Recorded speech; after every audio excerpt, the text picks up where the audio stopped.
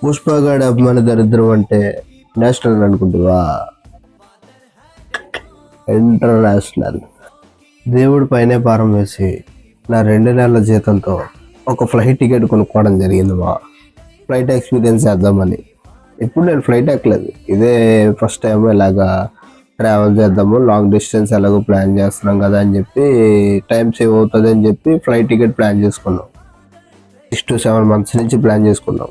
అంటే మాకున్న శాలరీస్కి ప్లానింగ్ అంటే ఆ మాత్రం ఉంటుంది.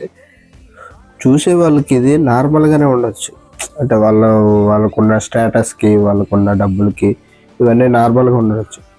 నాలాంటోడికి నెల శాలరీ దాచుకుని 6 నెలలు ప్లాన్ చేసుకుని ఆ ఎక్సైట్మెంట్, ఆ హ్యాపీ మూమెంట్స్ అన్నీ క్రియేట్ చేయడానికి మొత్తం అన్నీ రెడీ చేసుకుని సడన్గా ఇలాగా ఫ్లైట్ క్యాన్సిల్ అవ్వడం వల్ల నా అదృష్టం ఆవగింజ అంత ఉంటే దరిద్రం దెబ్బకాయ అంత ఉంది.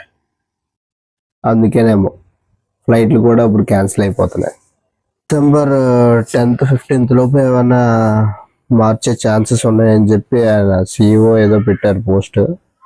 వీడియో నచ్చితే లైక్ చేయండి, షేర్ చేయండి, కామెంట్ చేయండి, సబ్స్క్రైబ్ చేయండి.